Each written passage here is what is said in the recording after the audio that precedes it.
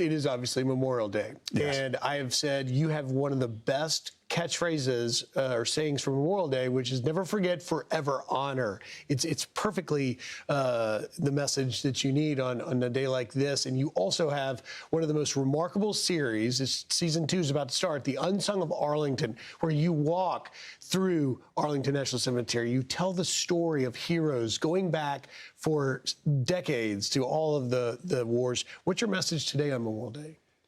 So, you know, I think I've evolved on Memorial Day. The further I get away from the war and the men I lost that were dear to me, it evolves. You know, it is a moment of reverence, deep respect and gratitude that these men and women laid down their lives for us. But we do want people to be with their families, have fun on Memorial Day. It shouldn't be this cloud hanging over us, because there's pride and there's hope in it that these men and women believe so fiercely in America. And with The Unsung of Arlington, we cover stories from the Revolutionary War, the Civil War, World War I, Vietnam, World War II, Korea.